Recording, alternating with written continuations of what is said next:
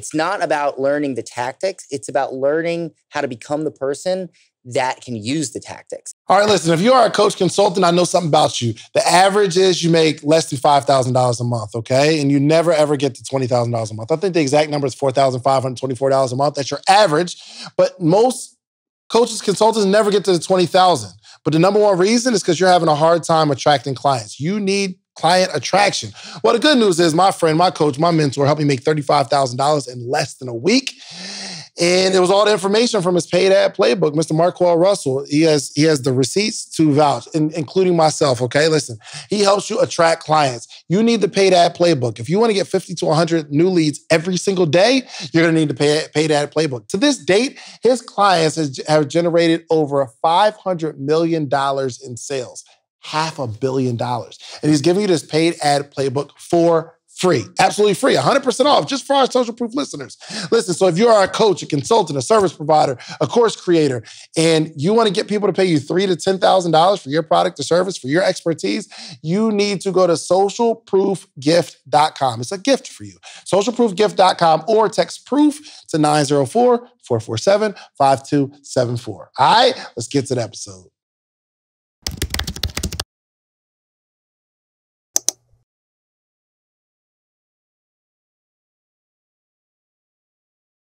Welcome to another edition of the Social Proof Podcast, where we find dope people that did dope stuff. Today's no different.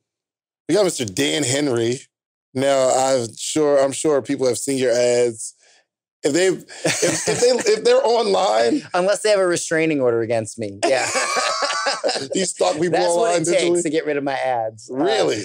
I mean, I think sometimes it's terrible because whenever I break up with a girlfriend, she has to see all my ads for the rest of her life. So it's terrible. But goodness gracious. Dan Henry, how are you, man? I'm fantastic. Better now that I'm talking to you. Oh, that's exciting. That's exciting. Man, I wanna just like, for those that don't know, kind of just let them know like the things that you've accomplished, like why they need to know you. And then we're gonna go back to like how you built this empire of a brand, of a business, because you built your personal brand and a big business too, a couple of big businesses. You're just an amazing entrepreneur. First off, how old are you? I'm 35. Really? Yeah. You look 20-something. I appreciate that. Money keep you young. So give me some stats on like some businesses that you built. If you were gonna write a Forbes article, what would they say? Oh man, well, some of them didn't do so good, so I might leave some of them out. Right. So I'm the founder of GetClients.com. You can tell by the name we help people get clients. Thus, yeah, you must have had that for a while, unless you bought that name. I bought it. I actually bought it from a woman who her husband owned he owned that domain for years, and I guess he died, and she was liquidating his domains. I got it for like $5,000. Really? Yeah, it's crazy. Do you have any more? I hate it being insensitive. I know, right? Terribly insensitive. So actually, I got howtothink.com, my new company, for $3,000. Yeah, I am blessed with crazy domain deals. Whenever I find a domain that has that crazy deal, I take it as a sign that I need to do something. I need to build a company around it, because those are just like abnormally good deals. Absolutely. Goodness gracious. Great. Okay, so go. All right, I got you. All right. So I'll give you the high level overview. So GetClients.com, I built $25 million. And here's where it really came down to. I delivered pizza for 7 years. And I know everybody's heard that story, but I'm not going to like change my story just because everybody delivered pizza. Well, I never heard that about you there. So 7 years. And here's what happened. I would buy book after book after book. And, I think a lot of us do this. We buy a book and we ask ourselves, when am I going to read this book? Yeah. And then we don't read the book. And then we ask ourselves again, when are we going to read a book? When are we going to read a book? Sure. And then eventually that book collects dust. And I did that until one day I trudged up 17 flights of stairs because the place had no elevator in -16, -52 with wind chill degree weather. I gave this guy's pizza. He stiffs me and then he tells me I forgot like his condiments. I had to drive all the way back, go back, deliver his pizza or give him the condiments because he was so angry, and he still stiffed me. And that day I went home and I made a decision to finally pick up a book and read. Wow. And that was the day I made a decision. And then I picked up another book and I read it. And then I picked up another book and I read it. And then I picked up another book and I read it. What was the first book that you read? I believe the first book I read was 48 Laws of Power. And then I read like a ton. I could be wrong on that, but it's the best of my recollection.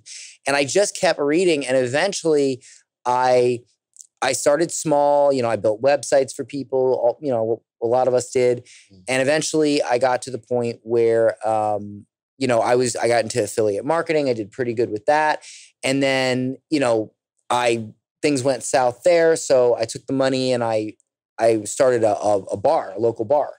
And hold on. How old were you when you sold pizza? When you stopped selling pizzas? Probably 20. I'm bad with time. Maybe 24, 25, 26, something like that. So from a teenager to mid-20s, you're selling pizzas. Well, no. Teenager, I was washing dishes, cooking. Okay. Yeah. Okay. Gotcha. This pizza boy was a step up. Oh. That was a step up. You know, I had a car, so you know. But I basically, in a nutshell, to not make the story too long, started a bar. I really like the story, though. I really get into the story only because there's somebody right now that's watching that like delivers pizzas or working at. I worked at the Cheesecake Factory for 6 years as a server. Fantastic food. And I've had like my moment of disgust, and I'm guessing like the guy stiffs you. You're walking up and down. You're like, yo, I'm better than this. So you decide to. Well, I said to myself, I want to become better than this. I wasn't better. That's a big misconception. I think a lot of people have. They say I'm better than this, and the truth is, you have the potential to be better than this, but you have to tap into it. You have to make that decision to read that book, to take that action, to do those things. Because if you were better than this, you wouldn't be working there. You have the potential to be better. So you have the realization, like, yo, I'm not the person that I need to be. Right. First. Exactly. You know what? That's different, though, because a lot of people, they think it's the circumstances. They'll blame the job, or they'll blame the government, or they'll blame something else. You, like, really owned it. Like, okay, first step is, I need to read something. I got to get something else in my head. Well, the simple way to do this is imagine where you want to be in 10 years. Think of how that person would behave. Think of the behaviors they would do and how they would live their life. And then just be that person now. Live like that now. And boom. I mean, that's a huge... For instance, here's another misconception. People say, well, here's how you can build confidence. There's no way to build confidence. No. Anybody that tells you that you can build confidence is a complete liar, and they don't know what they're talking about. And I'll tell you why. You don't build confidence. You build competence, and as a byproduct of competence, you get confidence. Ooh. And that's the hard truth of it. So the book reading builds a little more competence, which then gave me confidence to take action. People who try to take action without competence, they wake up every morning. I mean, how many times have you? I mean, you're successful now, but think back. How many times have you woken up and said to yourself, you know, why am I not taking action? Why am I not getting out of bed? Why am I not doing this? I'm better than this. I need to have more confidence. But you never thought to ask yourself, what actions can I take to create the confidence I need to be confident? If you've never boxed a day in your life and you got into a boxing ring with even an amateur boxer, what do you think is going to happen? You're going to get knocked out. Yeah, and you're not going to have the confidence. But if you take boxing lessons and you train, now what are you going to have when you get in there? Confidence. People I misunderstood how to better myself for a long time because I just thought, I'll just be better instead of reading books and learning and investing in myself to learn how to be better. You can't say I'm going to fly because I should be able to fly. You got to take flying lessons or you crash. Man, I was on Clubhouse one day. And Ty Lopez was talking, and he said something. Some kid asked him, what would you do in my situation? I think the kid was like 17, 18 or whatever. What can I do to be successful? And I didn't, and I'm in the personal development space, but I didn't understand his answer until right now. He said, I would buy every course that I can get my hands on from like the people that other people say are scammers. Because the process it's not about how valuable the information is. It's the process of getting in the habit of like just trying to learn something. Okay, like who is this person that's selling this product, and how did they become the person to sell the product? Maybe I'll buy the product and I'll learn it, and I'll just go through every course that I can find. And he said that's what I would do if I was 17, 18 years old. That's good advice. But I guess it's not. He's like, I'll find any trainer to teach me how to box to get into the ring. It doesn't matter. It's just the process of it. That it finally just clicked. He said, I don't care if it works or not. I'll just buy the courses. Well, and to go further than that, I believe maybe another point to consider on that is that anything will work if you do it well.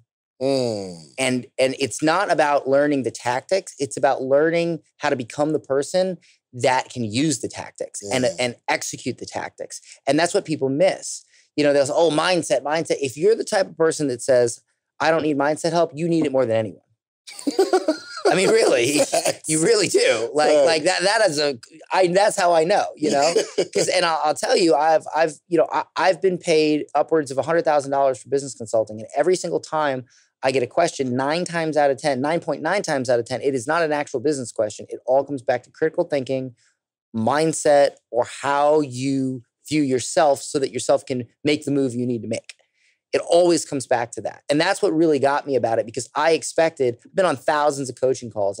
We have over 1,100 high ticket clients at getclients.com. And I promise you, the number one thing that has helped people is showing them how to become the best version of themselves so that they can execute the tactics that we give them. It is insane how key that is. And it sounds fluffy, but if you really break it down on like a clinical psychological level, there is massive evidence for that. Yeah, this interview is helping me right now. This is amazing. Yo, we read the book. You want to go back to the pizza? Yeah. Well, we read the book and then we start building websites. But I want to know what sparked, let me build a website. So I was just looking for a way. I said, I'm going to obtain a skill, I'm going to learn that skill, and I'm going to charge to execute that skill, building websites. So I did that for a while. Then I learned affiliate marketing. I got some pretty good income there. But then this whole SEO thing happened. I lost that income. You know, Google changed its rankings. So I opened a bar. Oh, so you built websites and then you're studying how to market the website? No, the affiliates. Yeah, I started doing affiliate marketing because I didn't want to work with clients anymore. Gotcha. Because I wasn't charging enough, which I'll get to that in a minute. Okay. But I took a break from internet marketing and online business, and I started a bar. I needed to learn how to get customers into the bar. So what did I have to do? I had to learn things like Facebook ads and online marketing. Yeah.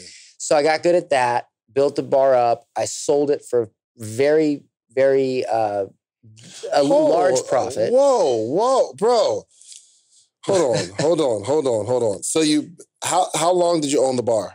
I owned the bar for 14 months. And in the state of Florida, 99% of bars fail within the first year. Which I always told myself that means that I don't have to worry about 99% of my competitors. Really? But I flipped it for a modest $300,000 profit in 14 months. And it all came from me filling the bar with, marketing skills. What was the name of the bar? Aqua Bar and Lounge. Aqua Bar and Lounge. In what city? Where was this? It's in Spring Hill, Florida. Florida. Where I'm from. Very rural, you would have never heard of it. You have no idea where it's at. You don't want to know. How much money were you making per month in the bar? Oh, I was maybe taking an owner's salary of $1,500 a week, maybe $2,000, which for a bar owner most bar owners are just happy getting free drinks and but and not to lose the bar.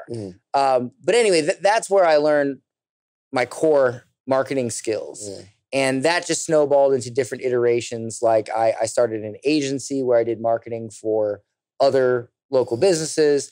And then I started consulting other agencies on how to grow theirs. Gotcha. And then, a couple of years later, I started, I just tried to level up each time until eventually I landed on the realization, because we had thousands of clients at one point, and we were selling them as an agency. No, not as an agency. I had about, maybe 15 clients, which is a decent amount for an agency. For sure.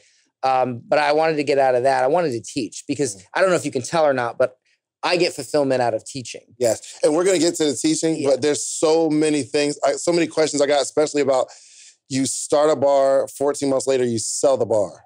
Yeah. How did this acquisition come about? Okay, so this is an interesting story. I'm just trying to be conscious of your time here. Bro, I have nothing to do but talk to you. Okay, let me tell you real quick. Part of the reason I started this podcast is, one, it's sometimes it's the tactics where people tell me what to do, but it's something about the story that inspires me and that I get. When you told me that you started a bar and sold it 14 months later, I'm building a podcasting studio. Mm-hmm. So I'm interested in that. Like, how did that happen? Okay. But two, I forgot what two was, but one, I just really, really like stories. I really, really like stories. And I think stories help people as well. So I want to know how I'll tell you the happened. story of it. I was walking down. Look, when I don't know if you can tell or not, but when opportunity knocks, I like to answer the door. So I was walking down the street. I don't even remember why I was there. I was in some little plaza. I think I was getting dog food or something. And there was this bar that looked closed, but it looked like it had a bunch of, it looked like it was closed, but it shouldn't have been closed. And I was very confused. So I walked into the leasing office and I said, hey, I'd like to get a beer. Is this bar open? And she's like, oh no, we kicked them out because they wouldn't pay their rent and we kicked them out and we seized all of their equipment and all this stuff. I'm like, oh wow. And I'm like, well, what are you doing with the space? And she's like, well, we need to find a new renter. And keep in mind, I had never owned a bar ever. Right. Okay. Now, so you weren't like researching, let me own a bar. No, you were walking down the street. Yeah, and they had just kicked them out. And I said, well, let me ask you a question. How much are you asking? And she said, $2,500 a month for rent. And I said, what does that include? She says, well, if you rent it for $2,500, here's what I'll do. I will give you all the equipment. Well, I won't give it to you, but you can use it. All the equipment, the fryers, the bar, the refrigerators, everything you need to own a bar. If it's all there, right. You can just use it, included in the rent. Opportunity. Yeah. And so I said, I'll give you $2,000 a month and I'll give you a check right now. And she goes, okay. I write her a check. I don't know. I literally had a checkbook on me. I wrote her a check, gave her the check, and I went home to my... Bro, you didn't think about it first or like come up with a name? No, because I knew Bar Rescue was on and I would just watch, I swear to God, I watched Bar Rescue every night for like a week. And I just learned everything I need. And then I researched, I bought books on bars and all that. After you made the decision? As soon as I got home. Yeah, after I made the decision. I hope they're not missing that. Like you... I'm just crazy. I'm not special. I'm just crazy. That's special to make a decision. Yo, you know how... Okay, so I'm sure you've been on every level of selling something, right? Whether it's a $500 website or a $100,000 coaching client. Yeah, it's been a crazy ride, up and down to that level, but yes. And I'm sure you've seen how, no matter how low the number is, there are some people that are going to take forever to make a decision. Yeah, well, see, here's the thing, is that you're always making a decision. Because if you decide to wait to make the decision, that is a decision. So non-action is a decision. So see, this is the thing. The universe, time does not wait for anyone, right? They say the train waits for no one. Time waits for no man. Okay, time time can be used as a predator that stalks you, or it can be used as a friend that guides you. And the thing about it is that you every day make a decision. If you wake up and you say, I'm not going to do anything today, I'll think about it. You've made the decision to not act. That is a decision. So every day you're making a decision whether you like to or not. You're making it. And I realized that a long time ago. I said, well, look, I got 70, 80 years on this planet. If I can't randomly buy a bar during that 80 years, why am I here? I mean, life is about being able to just randomly buy a bar and figure it out when you get home. Learn how to run. You got to understand something. It normally costs you a lot of money to open a bar. This was I was out $2,500 or $2,000. Yeah. I mean, I had to buy. So there were some things I couldn't use the liquor they had there because there's like a law against that. I had to buy new liquor. Not a big deal. Other things like that. But I went home. I had a girlfriend at the time who used to be a bartender. Or I'm sorry, she was a bartender at the point. I said, hey, I hope you don't like your job because I just bought a bar. And she goes, what? And I said, yeah, I just bought a bar. She's like, what do you mean you bought a bar? And I told her the story. I said, we need to clean the place up and we need to open in 30 days. And you're going to be my bartender. And she was like, okay. And we did it. We cleaned the place up. And here's what I did. I knew it was not in a good location. You know, they say location. I say, well, you can repeat all the words you want. I'm still going to do it anyway. It was in terrible location. So what I did was I had an idea. I bought a DSLR camera, much like the ones in fact, almost the same thing you have here, right? I bought a DSLR camera. They look good in low light. And we bought our initial order I posted flyers everywhere. I went online. I ran a Facebook ad and I said, opening night, Aqua Bar and Lounge, $20, all you can drink, including top shelf. I know what you're thinking. How the heck do you make money from a podcast? Is David just doing this podcast because he likes it, or there's a heavily monetized strategy attached to it? Well, it's both. I really love talking and interviewing people and getting free game from really successful people. But also, this is a 7-figure podcast. I'm telling you right now, there's so much money in podcasting, and we're early in the space. I really feel like it's 2009, and I'm telling you to buy Bitcoin. I'm right now telling you to start podcasting because in 5-10 years, it's skyrocketing. Those are the names that are going to be the ones who have the voices in our world, the ones that start a podcast right now, okay? So I put together everything I know about podcasting in an easily digestible program, okay? So go to podcastersblueprint.com, and you know I got to give y'all some love, okay? Enter code SOCIALPROOF. I'm taking 20% off so you can get your voice heard, all right? So this podcast that you're loving and enjoying, there's other people that's going to love and enjoy yours too, okay? Podcastersblueprint.com. Let's get back to the episode. And doesn't make sense then.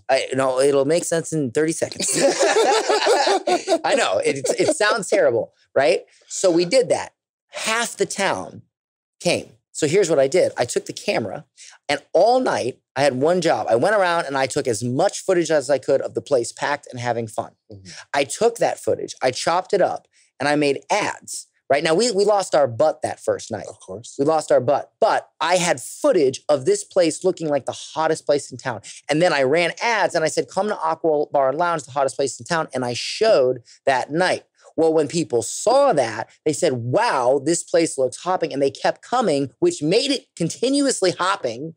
And so we were busy almost every week. And I just kept rinsing and repeating that. And so I created the illusion, I cheated, and I created the illusion that the place was amazing. And then I used that footage to market it. But because everybody, looked at it and thought it was amazing, they came, and thus it became amazing. And it was in the worst location. It was off of a road that nobody goes on, tucked away in a plaza. But I made it a location. And I did that for 14 months. It became one of the hottest spots in town. And then I sold it for a huge profit, and I got out because I was getting fat. I didn't like it, and I was drinking. I wasn't a drinker, right. And I became a drink, and I was like, this is not good. I'm going to take my money and go. I'm going to bounce. Were you looking for someone to buy, or opportunity knocked again? Somebody just came into the bar? I met a guy named Dave, and Dave is he's an amazing man. He's a business broker. Okay. And he was like a friend of my mother's. And he's like, if you ever want to sell this place, I can get you a really good multiple for it. I said, well, how good? And he ran the numbers for me. I said, okay, let's list it. And he's like, really? And I was like, yeah, really. Yeah, you don't be like, okay, this is really, you don't think through. I just think fast. You think fast. Yeah. You don't need a whole lot of time to make a decision. Well, no, because if you don't make a decision, then you're making a decision to not make a decision. You got to keep up with time. Time is moving. You got to move with it, or it will drag you down the road, bloody, beaten, flopping all around the pavement. Oh my gosh, bro. You have no idea. I told this young lady that works, that's a part of my team, that I needed some more time to make a decision. I was pretty positive of the decision that I was going to tell her, but I said I needed more time. And I said, I'll let you know by tonight. And I haven't even thought of the conversation. It's not like I took all day to think of it, but I just told her, I'm going to tell you later. I just got to start making decisions, especially when I know the decision I'm going to make. But see, I was just about to say that. You already know the decision. So why am I taking more time? Because you want to increase your level of comfort to actually say it and articulate it. I mean, ask yourself this question, right? And I'm just guessing, okay? But I mean, how many times have you thought about a decision? You've taken forever to make that decision, and then you made the decision, but it was the initial thing you thought of the whole time.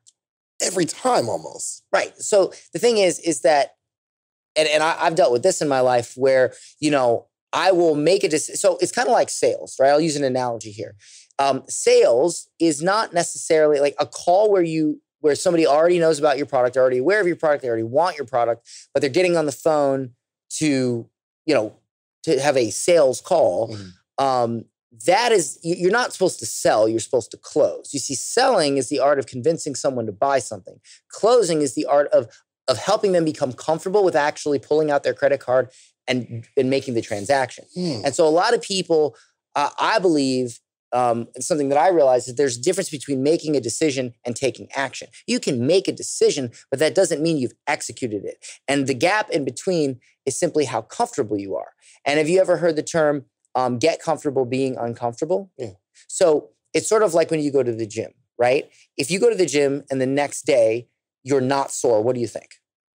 It didn't work. You didn't work. But what if you are sore? Then what do you think? Oh, yeah. I worked out pretty hard. You had a great workout, right? So when we start a business, when we take on something new and we feel overwhelmed, the natural human emotion is to, or the new human response is to, just like when you touch a hot stove, you immediately, as a reaction, back away. So when you feel overwhelmed, you immediately stop doing whatever you're doing. But the truth is, overwhelm is simply a sign that you're growing. It's a sign that you're learning. And so sometimes when we make decisions, we feel that uncomfortable state, and we interpret that as, oh, we should stop making this decision, or we should delay this decision. But that's simply a meaning we've associated to that feeling that is now causing us to take an action. It's all about the meaning you give it. Like, for instance, I had a client today tell me, Dan, I created this sales presentation, and I'm really depressed because it took me 3 or 4 times to get it right. And I said, so, you took 3 or 4 times to get it right, and you made that mean you're terrible at it. Well, I can name you 100 people that took 20, 30, 40, 50 times to do it to get it right. I would say you're pretty good at it. So the meaning to me is that you're really good at it. The question is, are you going to go deep on that? And are you going to, continue to go down that rabbit hole and become the best in the world at it? And be okay with the feelings of overwhelm and discomfort along the way. Get comfortable being uncomfortable. You might have to invoice me for this podcast. Is that a coaching session? Golly. Okay, see, I knew it was something about this bar story that I needed personally. Okay. I started this podcast, bro, so I can get free coaching. It's all the cool people. Dude, that is a fantastic... Well, you're a smart man, because that's the same reason I started my new podcast. Same exact reason. Because you're right. If I say, give me free advice, it's like, whoa. But I say, come on my podcast and give me free advice. Yeah, let's do it. It's brilliant. All these personal questions about my personal situation. Yeah, it's brilliant. But it's going to help other people. Okay, so someone comes and buys it. You make $300,000.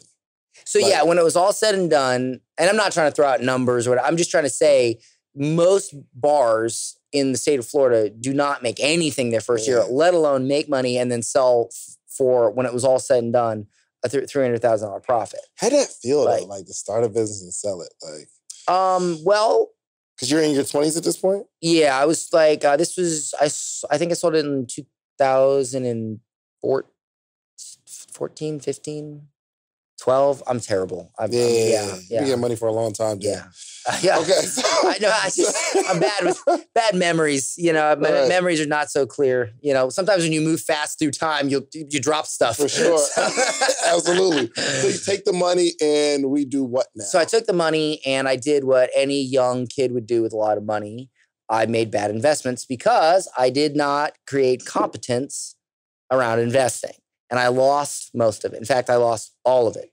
And I got what were some bad investments? I spent $100,000 trying to build a software when I knew nothing about software. And the exact software I was building, Google came out the week that we were going to launch. They came out with virtually the same thing for free. No. Yeah. What was it? It was like sort of this review thing, like where you could check all your reviews from any website on the internet. And now there's like a ton of things that are free, and it was a terrible decision. I played with Forex, lost my butt there. Just did really dumb things. But I tried very hard not to let it scare me off from continuing to play with money. Yeah, for sure. And so it got so bad at one point that my wife at the time and we were living in this house that I bought cash years ago. Was this the bartender or no? No. Okay. New one. Yeah. Again, through time, you lose things. I'd be interested in like knowing. Girlfriends. How long did it take you between meeting your wife and getting married? Oh, don't ask me that. I have to ask you that. Oh, man. That was like 2 weeks. I knew it. I knew why it. do you, I how knew do it was you going to be an know answer like it? that. Because you're a decision maker, Oh, bro. man. Yeah, but I dated tons of girls and I didn't make that decision. Yeah, but it just seems like when you make one, if you feel it. That's a great observation that I just now. I knew it, bro. And as soon as you said it, I was like, oh man, he's going to go with the decision maker thing. Damn. Yeah, I did. And she's a fantastic woman. Great. She's from Turkey and she's Muslim and I'm American and, as she would call it, a dumb American.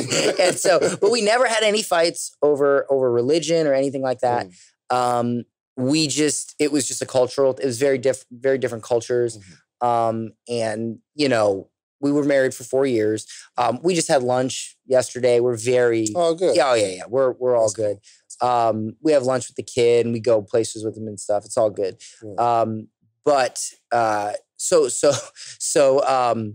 She, and I'll never, ever forget what she did. I opened a laptop and I told her, I said, because it was bad. It got so bad. I spent our last few dollars on t-shirts at the mall that said water $1. And then we went and we bought bottles of water and we went out on the side of the road and we tried to sell water bottles to pay our electric because our electric was going to get shut off. From being this hot shot bar owner that sells.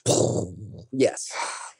So I'm on the side. I didn't want to get a job. That was the last thing I want to do. I'm on the side of the road. I got a picture of it. I'm on the side of the road. I got $1. She's on the side of the road. She's like, this is crazy. We didn't sell a single bottle of water. Not a single. No, everybody thought we were nuts. They thought we were crazy. We were crazy. And nobody bought it. And I came home. You can build a bar, but we can't sell a bottle of water. Right. Life is funny that way. It's humbling. It was very humbling. But I have to say, we came home and she said something to me that changed the trajectory of my life. She said, Dan, listen, you're really terrible at managing a business. You're horrible at it. And we don't have any money for you to start another business. But you know what you're really good at? I said, what? And I said, thanks for the pep talk. But what was? She said, you're really good at getting customers. You're really good at finding a way to get clients and customers. She's like, why don't you just get customers for other businesses and not have to worry about owning a business? And I was like, wow, that makes a lot of sense. Or why don't you just teach people what you know? It's like, wow, that makes a lot of sense. So that's what I started doing. And, I did the agency thing for a while, and then I really felt a calling to teach. So I started teaching marketing. I started teaching sales, and what I learned from books and experience. And I remember the first time I heard about a webinar. I mean, I'm sure you're familiar with. Yeah. So I did my first webinar, and of course, I didn't just wing it. I studied. I read books, and I did the webinar. And my goal, I missed the part that you're going to love. As bad as it was, what I just said, right before that, we got a letter in the mail. This was right before the whole water bottle thing. We got a letter in the mail, a letter I would not wish on my worst enemy. And it said IRS. Oh, man, don't use cuss words on this podcast. No profanity. Now, as smart as you may think I sound with the whole bar thing, I was very stupid because I forgot about one critical thing when it came to owning a business, the whole paying taxes part. And I had hired one of my bartenders who worked at like Jackson Hewitt or whatever to do my taxes. And God rest her soul, she died. Oh my gosh. And I could not get access to any of the files. So I was left with nothing, no paperwork, no receipts, no nothing. And she's a very nice lady too. She was doing a very good job. And she just bartender. She drank a lot. It was just rough on her body. But I basically got a letter that said I owed $250,000 in taxes. And this was when I was selling water bottles. Wow. And so, or this was around that time. I had started making some money with the agency stuff, but not enough to pay no $250,000. Yeah. Well, I decided to try this webinar thing. And I was like, all right, I'll do the webinar. I'll do the sales. I'll go online. I'll put myself out there. I'll do a sales presentation. If I make 10 grand, I can do that like every couple of weeks and eventually I'll pay it off. Yeah. Well, I did 50 grand. On a webinar? On a webinar. What were you selling? I sold a training program for how to do what I was doing for the past year, running marketing campaigns for local business. Gotcha. And then to be clear, I did 48. Right. I talk about this in my book. I did 48, and then I did it a week later, and I did 52.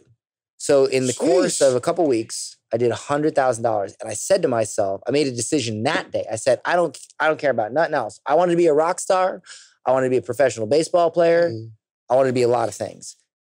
But I made a decision that day, and I said, I'm going to become the best in the world at whatever I just did. I want to be the best in the world at it. Whatever that was, I'm doing that some more. It'll be great at it. And since then, I have doubled down. I've spent about $500,000 on my own education, mentors. Oh, yes, I've spent $500,000 on masterminds, coaching, training programs. I'm about to buy the $18,000 day with Dan Kennedy. Turn that into $25 million.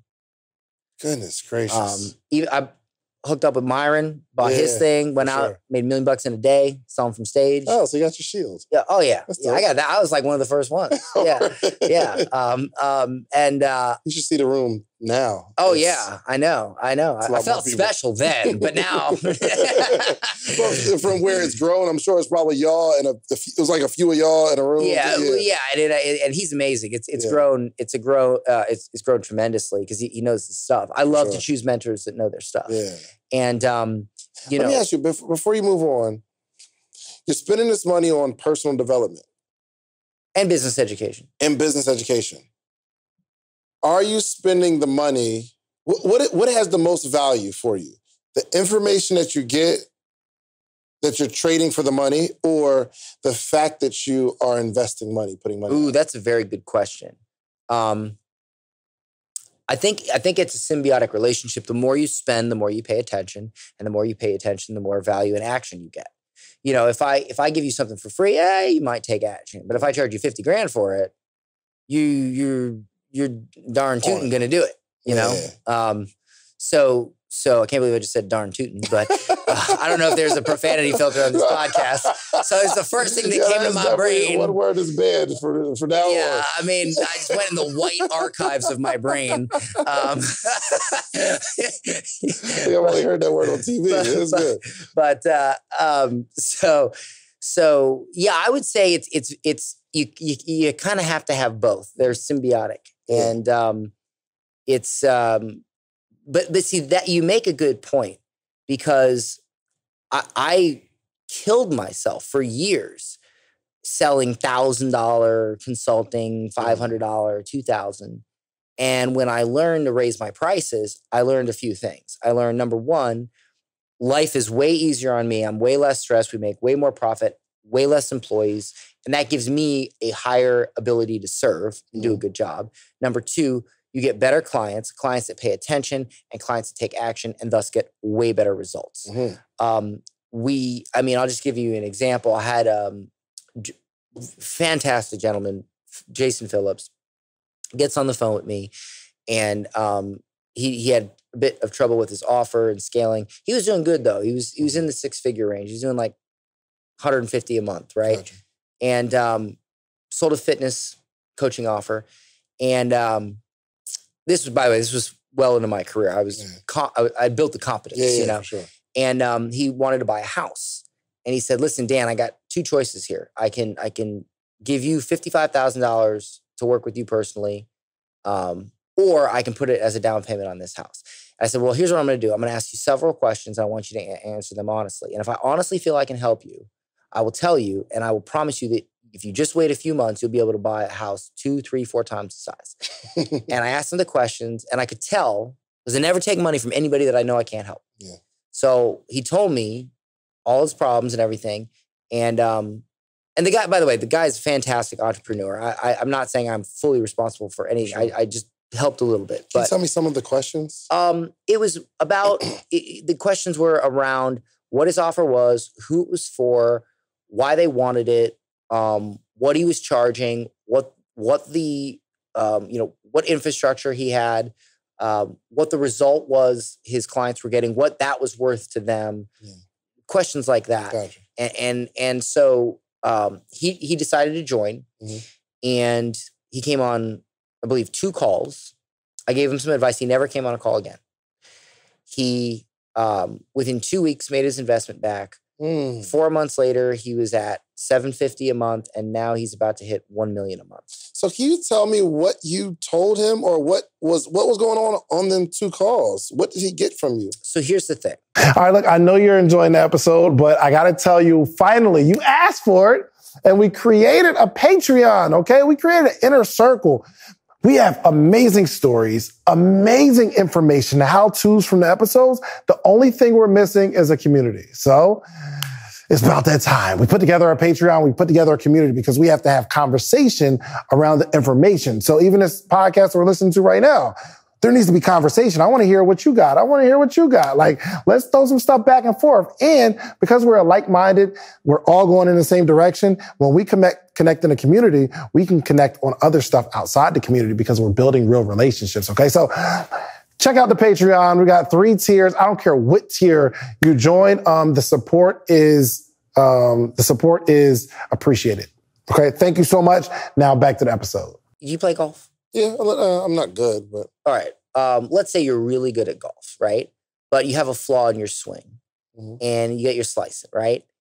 It's very difficult for you as the person who's swinging the club, because the club's right in front of your face, to actually see where that flaw is. But somebody, even if they're not as good at golf as you, if they're standing 6 feet away and they can see the whole swing, they can see exactly where it is. So it's not that he wasn't incredibly intelligent, or that I was better than him or any of that. That's irrelevant. Right. It's that he was just like anybody, too close to what he was doing, and he couldn't see the full swing. I step back, I look at the full swing, and of course, I use my experience working with, thousands of people, and I saw what the problem was in his offer, in what he was doing, and mainly it was just his offer, his pricing, all that. And the guy is brilliant, right?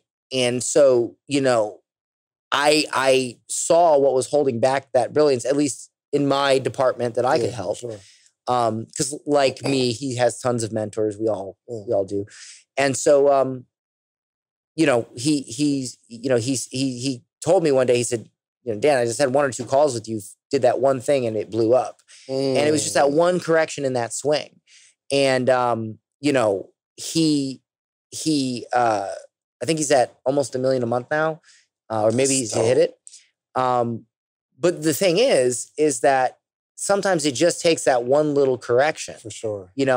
But he did buy a house, and it is 4 times. It is 4 times the size of that original house. That's crazy. So the 55,000, and some people would look at that before it happens, 55,000 to change one thing, but the one thing will make you millions. And I paid Myron 50, whatever it was, 50, 55, whatever it was, for his deal. So did I. I went on stage and I made $1 million. So there's 2 ways you could look at it. You could say, Dan, you paid $55,000 to attend a 2-day seminar. You're crazy. Or you could say, wow, Dan, you turned 55,000 into $1 million. Your answer will tell me everything I need to know about the next 50 years of your life. Okay, let's dig into that. Because you're going somewhere, and I need them to catch it. Let's run it. So here's the thing. Everything in look. If you're a different species, right? We live in the 3rd dimension. Okay, if you were a 2nd or 3rd or 4th dimensional, like if you're a frog, right? If you're an amphibian, if you're a bird, you see the world differently. Yeah. You don't see it with, you can look up these TED Talks that talk about how any creature sees only what they need to see to survive, right? There's so much, you can't see atoms and all this stuff. Like you see only what you need to see, right? So the biggest thing is how you view the world, and the lens in which you look at the world through really determines your fate. And if you can see what others can't see, you can navigate the treacherous waters of life a lot easier than most. If you're walking through a hallway and you have a blindfold on, what are you going to do? You're going to bounce off the walls. But if you take off the blindfold, you can walk unscathed down the hallway and get where you need to go. Right. So I'm going to go deep here. Let's go. Okay. We're here, Dan. So listen, what if I told you that you were not you? If you told me that I was not me. You are not you. Okay. Most people are not them. All right. So when I would you need some explanation. Of course. So when you grow up, right? If you grow up in, I don't know, Alabama. Okay, let's take person A grows up in Alabama their whole life. Person B grows up in Iraq. What religion do you think person A is going to be who grew up in Alabama? Probably Christian. Christian. What religion do you think person B who grew up in Iraq is going to be? Ideally Muslim. Muslim, okay? And that's just the way things are. It's because when you grow up, your environment really does determine the beliefs that get defaulted into your brain. All right. And if you never challenge those beliefs, then you live through life with your default programming and you are not really you. You are only you when you challenge, and I'm not saying change, I'm saying challenge, because you can either choose to change or choose to validate your beliefs. But if you don't constantly challenge your beliefs, you're just accepting your default programming and you're bouncing off the walls going through life. When you challenge it, you learn more about yourself and you become the person that you were meant to be. So do you know that every person has untapped potential in them? And I'm not talking about some fluffy stuff.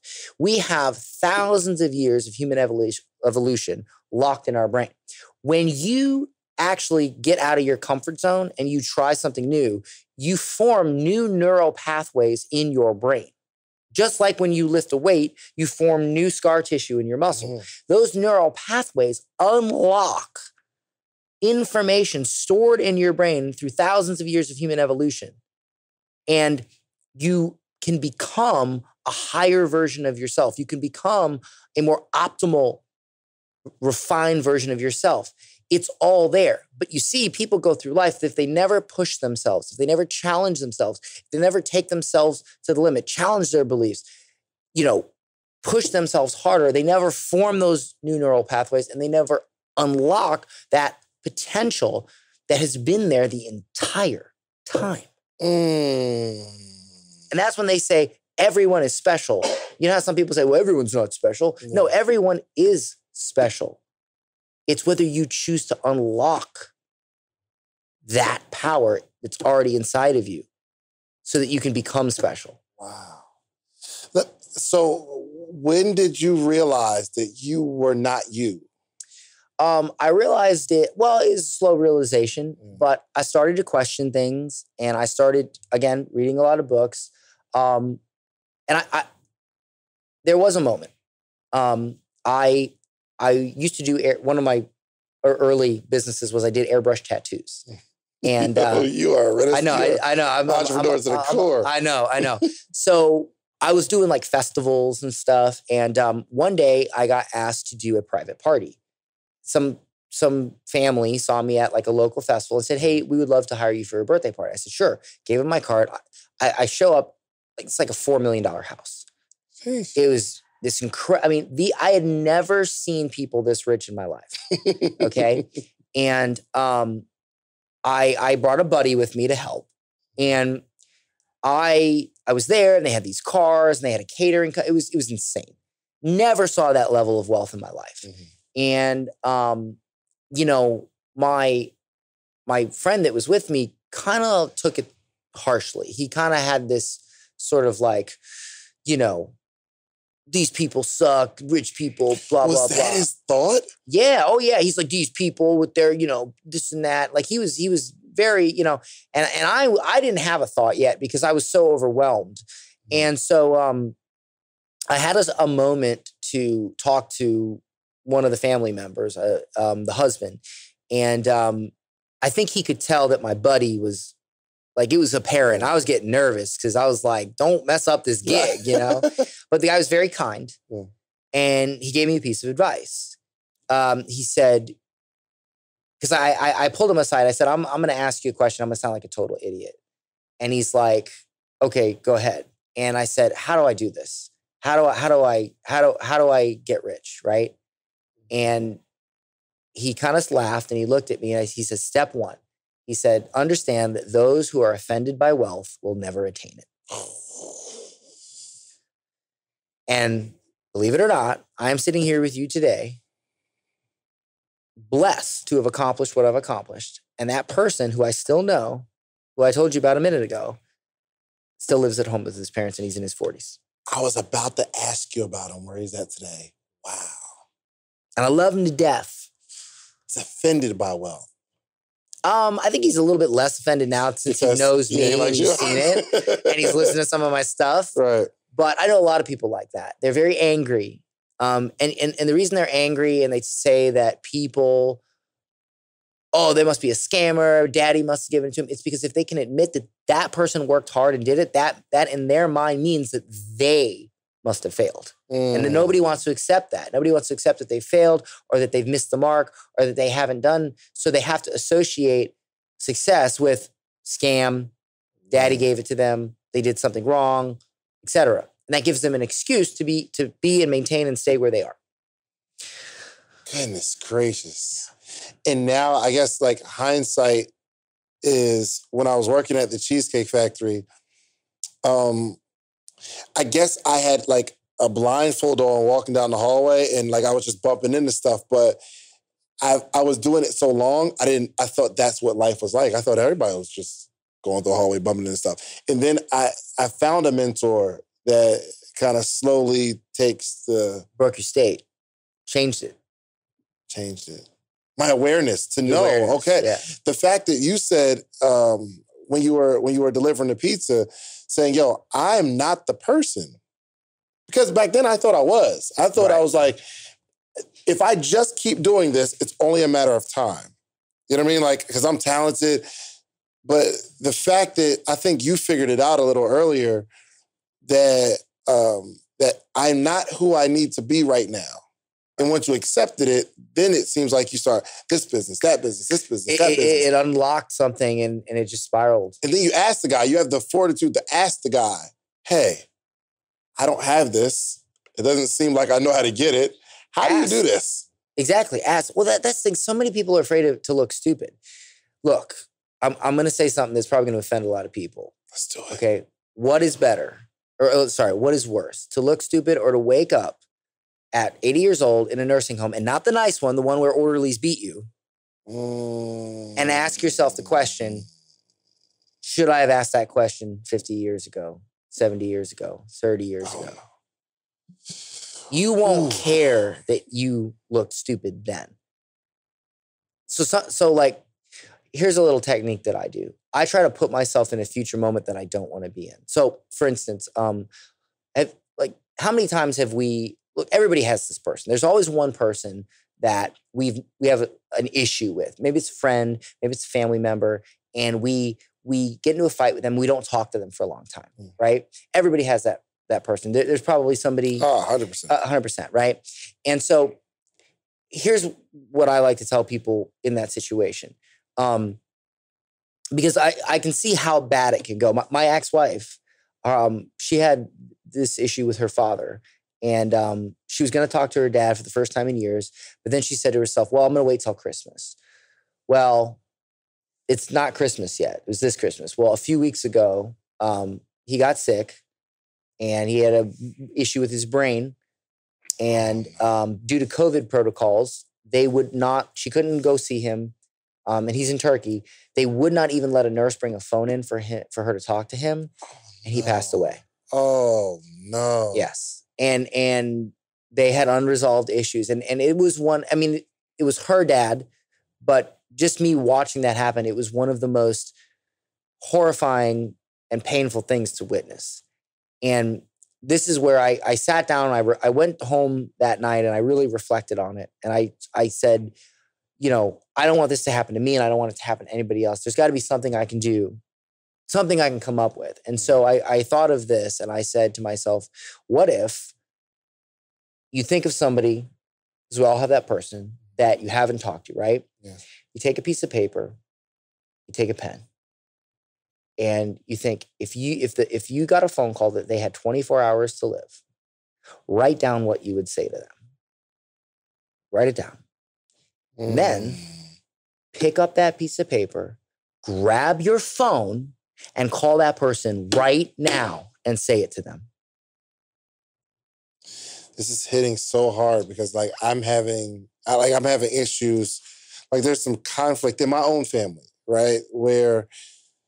And they're a little older, right? So I see the conflict and I can't wait until this interview is over so I can text I say, yeah, I won't put it out there, but I'd like text and say, if the person that you've known your whole life had 24 hours to live, what would you say to them?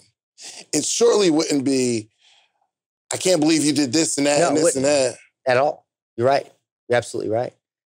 And just write down what that is, pick up the phone and say it to them. After I made a post online about that, it blew up. Like a lot of people were like, wow. And I knew I had hit on it. And then I said to myself, I don't want to be a hypocrite. So you know what I did? I called up my mother and I said to her, because I always had this thing with my mom that she was a bit hard on me when I was a kid. And I called her up and I think she always got the sense that maybe I thought she was a bad mother. And I don't think I ever took the time to articulate that I didn't think that. So I called her up and I fully and completely articulated that to her. And I said, listen, I know I probably said some stupid stuff to you when I was a kid, but that's because I was a stupid kid. But as a grown man with a much higher level of awareness right now, I want you to know that everything you did made me the man I am today. And if you hadn't done it, maybe I wouldn't be the man I am today. And I want to thank you for that. And I need you to know that I don't think you're a bad mother. In fact, I think you're one of the best mothers in the world.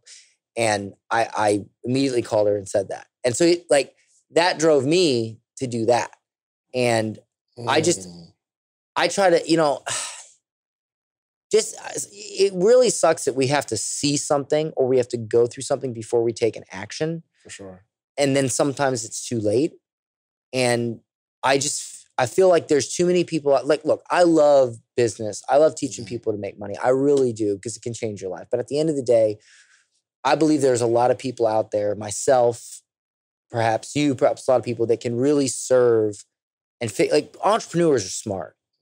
We can solve more than business problems. Sure. We can put our heads together and figure out, because look, at the end of the day, if you want to change the world, private industry is the only way to do it. You want to make vegan, if you want people to go vegan, it's not going to work. You're not going to stand outside on the side of the road. I was out in St. Pete last night. There was people holding up signs, screaming at people at a restaurant. And the whole time I'm thinking, that's just going to annoy those people. You know what's going to fix it? Opening up, being an entrepreneur and opening up and making vegan food popular, which is what they did in many cities. Now it's super popular. Private industry, government can do whatever they want. Private industry, look at Elon Musk. You want to help the environment? Make electric cars popular. You know what I mean? Like that. Now talk to me. You know what I'm saying? Like take it upon yourself to. You don't have to get elected to public office. You don't have to. You can change the world through private industry. It's always been. Explain exactly what private industry is. I get what you're saying, but just explain what private industry, that term would mean. So meaning like starting a business. So if you want to start a trend, right? Like think about this. If you want to get your message out, you have to be able to make money, because if you can't make money, you can't hire the people you need to hire and the infrastructure you need to make that message heard and continue to be heard, right? So like look at Tony Robbins. Tony Robbins, well, if Tony Robbins is so amazing, why does he charge for his seminars? What do you mean? He charges so that what is he supposed to do? Just sit on a cardboard box on the side of the road and scream really loud? Right. Like he's got to make money so he can hold these events and he can put this stuff out there. Look at churches. They take 10% of your income. Why? So that they can, I mean, that's more than Tony Robbins asked for, depending on your income bracket, but they do it for good reason. They do it so that they can have a church, so that they can do missions, so that they can go. I mean, look at OUR, which is OUR? They're a fantastic organization. They're an organization that what they do is they raise money and they go out and they go to Africa and other countries and places, and they go where they sell children as sex slaves, and they pretend to buy them. And they go in, these are like mercenaries. They go in and they pretend to buy them. They obtain the child, and then they send the police in and they arrest everybody. Oh, wow. And they free the children, right? Do you honestly think that they could do that they could, the flights, and they need the money to buy the kids, to pretend to buy the kids. They need to raise money, sure, right? So if you want to get your message out there, if you want to change the world, I believe, and I could be wrong on this, this is my belief, that learning how to be an entrepreneur and permeate the marketplace and with a product that changes the world, to me, that's the best way to do it. Dan, where are you at in this process of changing the world? Your personal journey. I am so glad that you asked that question. I ask good questions. Okay. So here's what it is. I started getclients.com several years ago, and I'm very fortunate to have helped a lot of people learn how to sell what they know, what they do for a premium price, right? I explain that. And we do that. I mean, I told you earlier before we started, I got a guy, he sells a course on how to play gospel piano. He charged like a few $100s. Why not just piano, period? Like his thing is gospel piano. Not even that. Authentic gospel piano. He charges, so he used to charge a few $100s. Yeah. Couldn't make money, was going to quit. He now charges $5,000.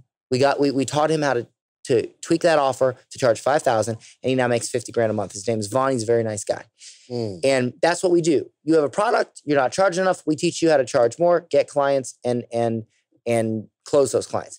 Great, wonderful. I love helping people grow their business. However, look, I'm going to be honest. I charge, 5 figures minimum to help with that.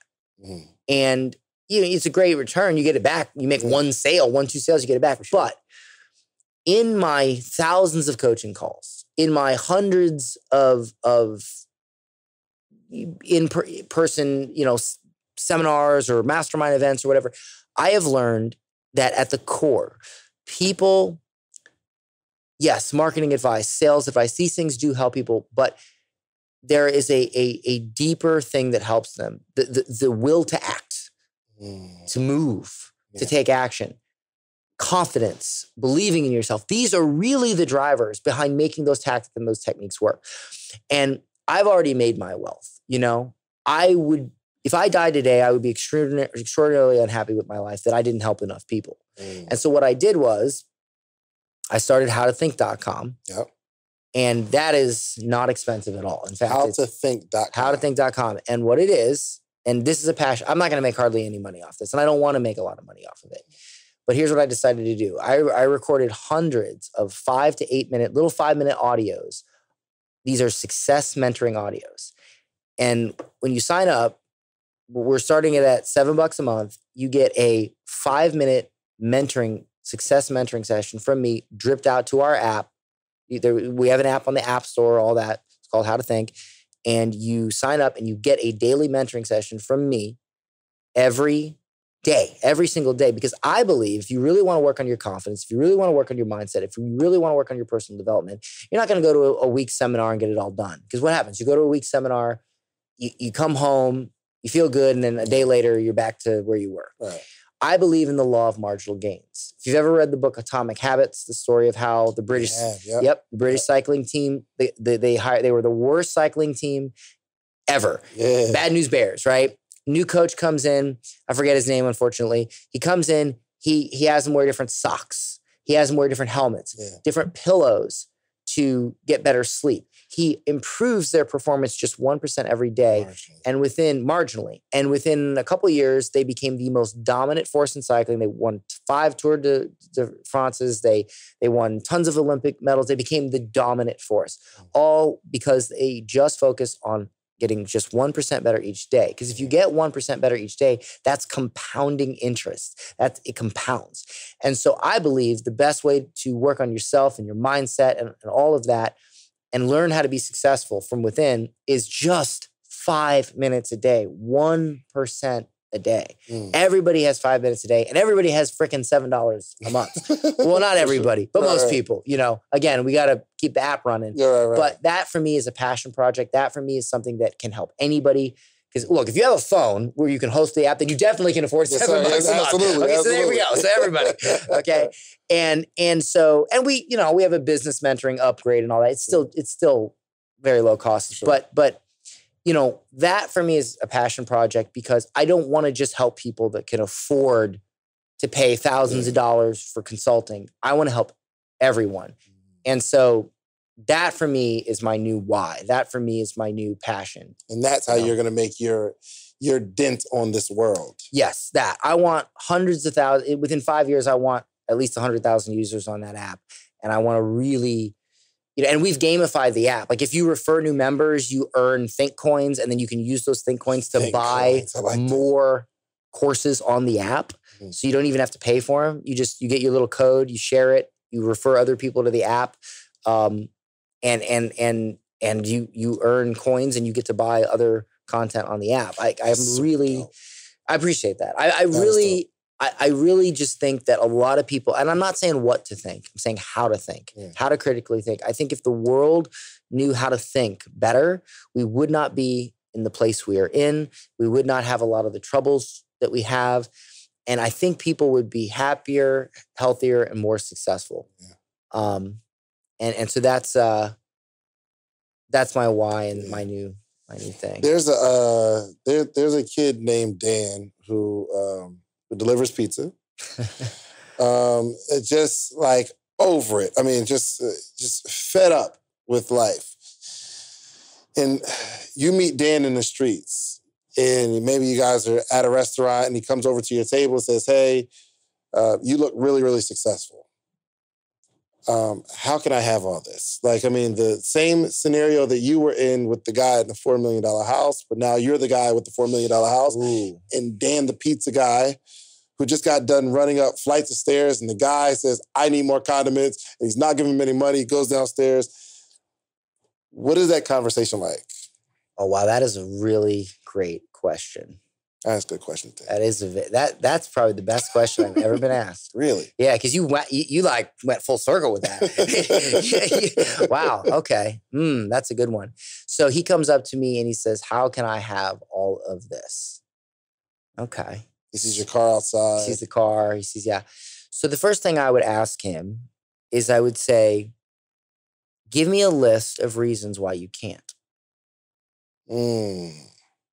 I want to know every reason that you tell yourself right now why you can't.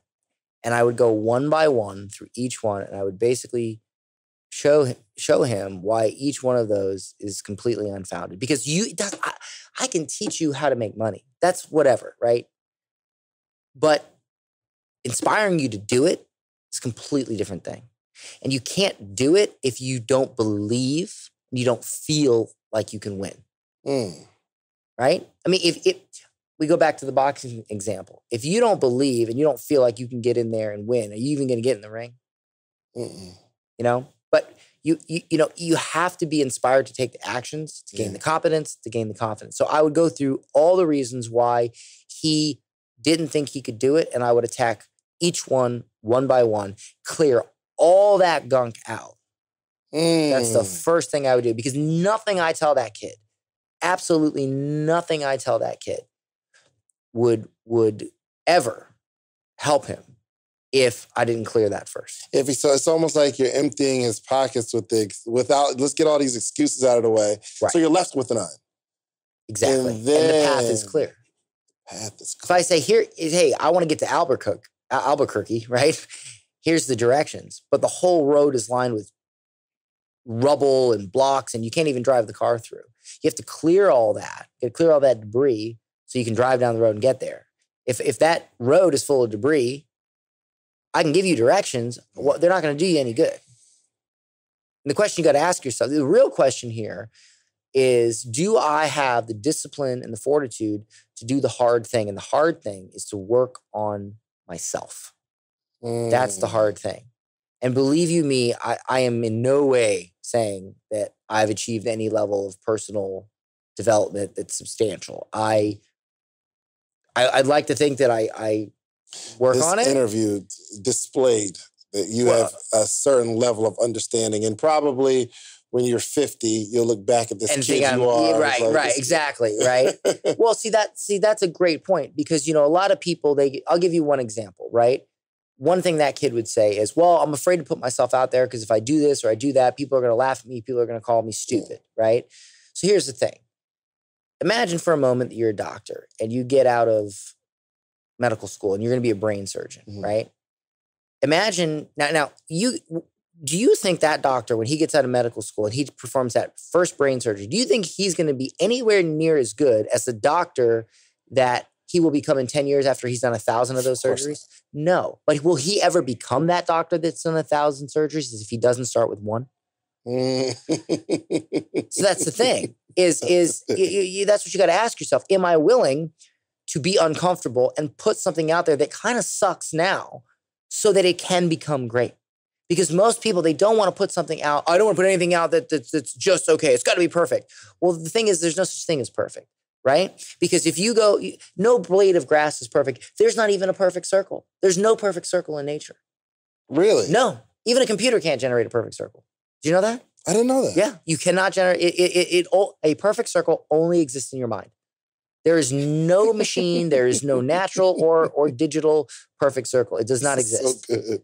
So think about this. The goal then, the question you should ask yourself then, how do I get as close to perfect as possible? Well, here it is. Reasonable acceptance of imperfection is far more perfect than the pursuit of perfection itself. Hold on, I got to try to reset it. Okay. Reasonable acceptance of imperfection is far more perfect than the continued pursuit of perfection itself. And so if you are a true perfectionist, you will not be a perfectionist because you literally, it's a contradiction in terms. And you understand that you won't get it perfect. Right. So you have to have the discipline and be okay with being uncomfortable so that you can put something out there that isn't quite perfect yet, that isn't great yet, so that you can get to the point where it is. You got to perform that first brain surgery because if you don't, you're never going to get to your thousands and you're never going to become the greatest brain surgeon ever. Dang, that was good advice. Dan, the how to think thing, I don't think anybody else even deserves that website. Well, you're too kind. You're too kind. Like, this is why I bought the domain. It was $3,000. I was like, this must be for me.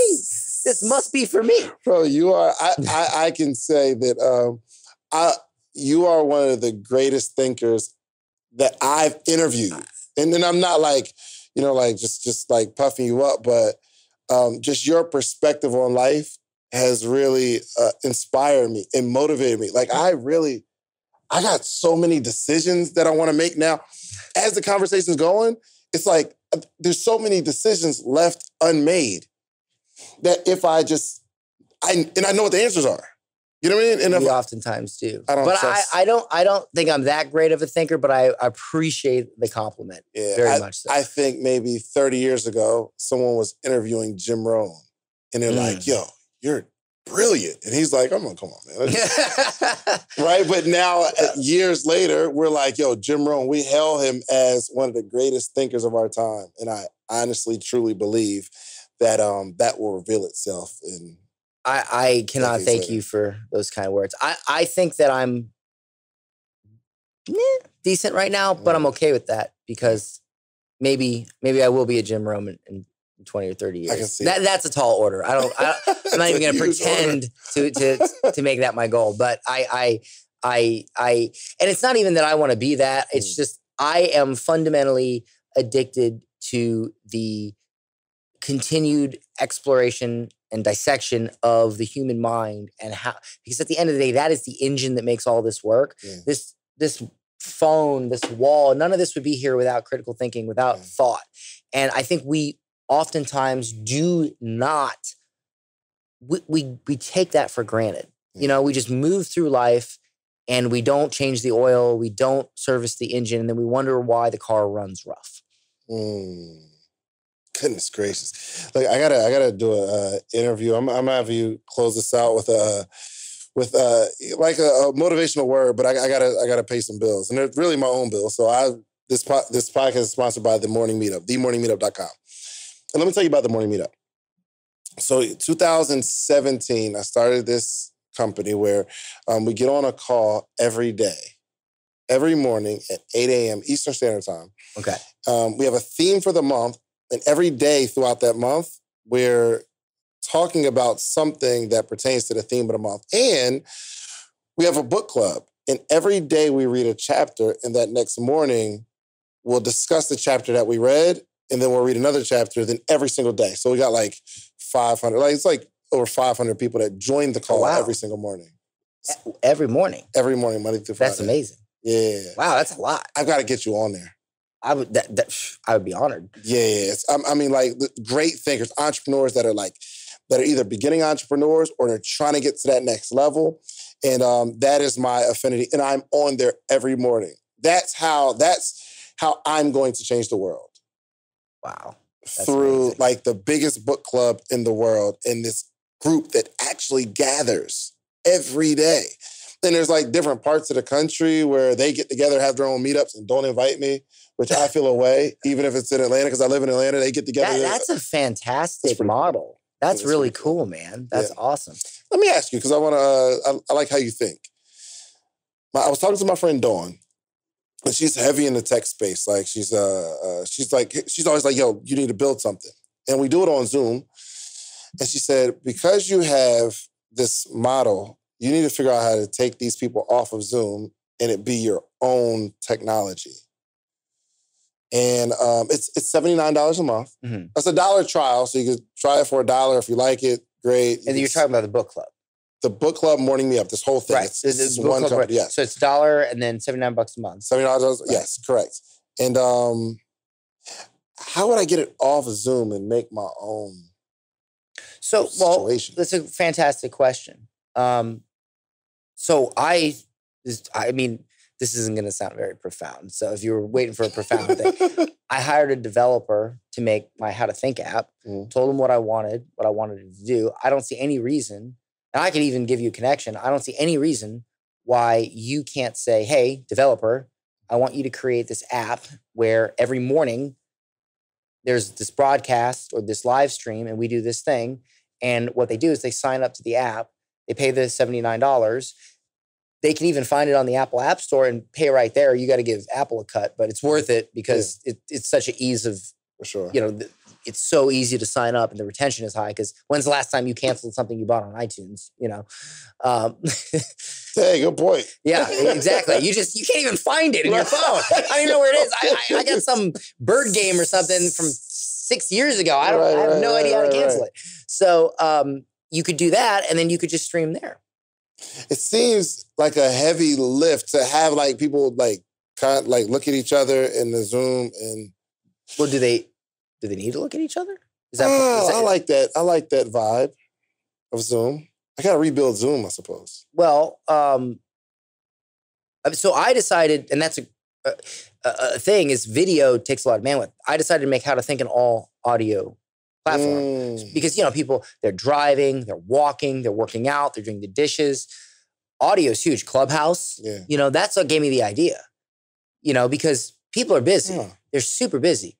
Audiobooks are huge. And maybe we can still have the video, but still have my own little proprietary little app where it's audio and that's a technology. You could do the video in the app. It would just be, obviously, the technology to build it wouldn't be that much. It would just be the band, like the servers and all that. We're getting into nerdy stuff now, but I can give you a connection, at least open that door and see if absolutely. But that's the first way that that's where I would start exploring, is building your own app. Gotcha. See, I know I was supposed to ask that question. Well, in the meantime, go to themorningmeetup.com and just enroll. Check it out for $1. If you get on there and you're like, hey, David doesn't know what he's talking about. I don't like his coaching style. I don't like the way he looks. I don't like his hat backwards. You can just cancel. No questions asked, but we very rarely have people cancel because it's absolutely amazing. So, Dan Henry, thank you so much, man. I got one last question. Yeah. I like to make predictions on the podcast. Okay. Where do you predict your life, you personally, where do you think you're going to be in the next 5 to 10 years? Because I want to watch this video 5 to 10 years from now and say, oh, Dan said he was going to do that 5, 10 years ago. Look, I have the video. And you actually. Here's what I'm going to give you a 2-part answer. Okay. I may not give you what you want, though. Okay. Yeah. I try not to. Because you're essentially asking me what my 5-year goal is. Not really. Okay, no. So where do you see yourself next 5 to 10 years? I want you to give me the best answer that I would your heart would give me. Yes. Here's the thing. I try to focus less on where I will be, and I try to focus more on falling in love with the process. Because, if you go to the gym and you say, I'm going to go to the gym because I want to get jacked, and you're not jacked, and you go in the gym and you look around and you see all these jacked people, what's the first thing you think? I'm not jacked. I don't belong. I'm ashamed. I'm depressed. And then you stop going to the gym. But if you go to the gym, you say, I really love working out. I love doing this. This is fun. You don't even think about getting jacked. Next thing you know, you fall in love with working out. You go every day because you love the process. Next thing you know, you get jacked. You didn't even want it. So I try to, I can get into this another time, but I'm very against goal setting. Get into it real quick. Okay. Get into it. I don't like goal setting because you set a goal, and then if you don't meet it or whatever, you feel depressed. I find that you accomplish more when you fall in love with the process and you truly love the process. And when you love the process, you get way further than if you ever set a goal, because you become so obsessed and so, enamored with that process that you become the best at it. And people who are the best at things achieve things way. I never once set a goal to make $1 million in a day or a month or any of that. Never. I just said, I want to be a great speaker. I want to be a great presenter. I want to be a great influencer. And I want to get as good as possible at that thing. And those things all just came with it.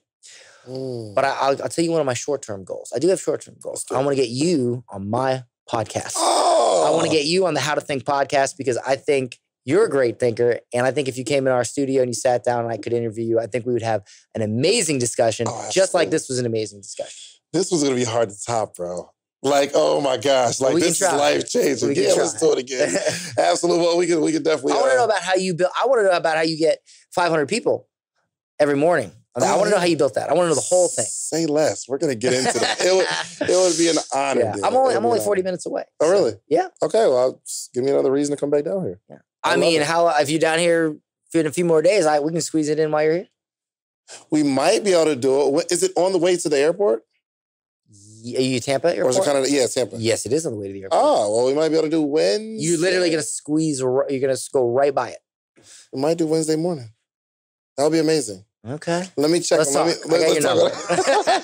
I'm like, damn, man. Oh, so they can check you out. You were gonna do something / social. Yeah. I got you. So if you, because I'm sure a lot of people from a lot of different places in their lives and in their business listen to this podcast. So if you happen to be somebody that sells any sort of coaching, consulting, online courses, done for you service, something like that, and you want to learn to raise your prices, sell high ticket, and really be able to grow your business, you can go to getclients.com/social-proof. Social proof. And I will only ask for 18 minutes of your time. If you got value out of this show, I ask 18 minutes of your time, and I promise you I can fix 90% of the problems in your business in just 18 minutes if you'll give me 18 minutes of your undivided attention. There'll be a video on that page, getclients.com/social-proof. It's an 18-minute video. You watch that video. I promise you it will change everything in your business. If that's not you, then you can at least check out howtothink.com, subscribe to our podcast, see this man who's going to be my next guest and potentially join our app and get your daily dose. Absolutely. So. I would love to be a contributor, man. So yeah, we got to, there'll be a link in the description as well. If you just don't know how to spell what is it? It's getclients.com/social-proof. /social-proof. Yeah. And then if you want to check out How to Think, you can go to howtothink.com and see all that stuff. For sure. We'll put all that stuff in the description. Dan, please let them know how to find you and also close us out with a word of wisdom. I'm pretty active on Instagram at Dan Henry. That's pretty easy to remember. Yeah. I got YouTube, YouTube Dan Henry, all that stuff. But all my social stuff is on getclients.com. Solid. But I will say this. I will say, a lot of times we go through life and we feel unguided. We feel like we don't know what to do next. And we feel overwhelmed. We feel stressed. We feel like we're making bad decisions. Maybe we're making good. We feel a lot of pressure. Yeah. And I can promise you this because a lot of times people always think that the grass is greener on the other side. I have sat down at the table with 8-figure and even 9-figure entrepreneurs, and I've spoken to them, and I'm blessed enough to have achieved what I've achieved in my business. That sort of gives me that card to talk to people I wouldn't normally be able to talk to. Sure. And I can assure you, I can tell you right now that even if you are making nothing and you're struggling to pay the bills and you're barely scraping by, everyone at every level has problems. We all have struggles. And don't think that those people are perfect. Don't think they have it all figured out. Don't think that they don't go through the same things you do. Because I have a lot of problems like anybody else. I've had them when I'm poor. I've had them when I'm rich. Problems don't go away. You cannot control what other people do, and you cannot control things that are outside of your control. The only thing you can control is your reaction to them. And once you can control your reaction to them and become the master of yourself, you will achieve the highest level of yourself, and you will now control life. Look, you can't close it out no better than that, man. Do yourself a favor. Make sure you follow Dan Henry on all social media platforms. Just follow his journey because he's going to be one of the greats. And do yourself a favor. Go get you some social proof, okay? Go build something. Sweat, blood, tears, go build it. But go back to your community and teach them how you did it. That is the only way our communities grow. We are out of here. Peace. What if I told you for $1, I will introduce you to hundreds of entrepreneurs every single morning this week? From all across the country, you'll be able to talk to hundreds of entrepreneurs, and I'll coach you. I'll coach you for $1 this whole week, and I'll introduce you to some of my successful friends for $1 this week. Would you take part in that? Well, go to themorningmeetup.com because that's exactly what we're doing here, okay? The only organization that gathers entrepreneurs every single day for the betterment of entrepreneurship, okay? Every single day, Monday through Friday, we gather, we're growing, we're learning. We got a book club. Have you ever seen hundreds of entrepreneurs reading the same book every single chapter, every single day? We're growing together, okay? You need the environment to grow in. Themorningmeetup.com, $1. I'm gonna give you all this for $1. If you wanna stay, great. It's $79 a month after that. If not, no obligation. You can leave whenever you want. All right? Themorningmeetup.com. I'll see you in the morning.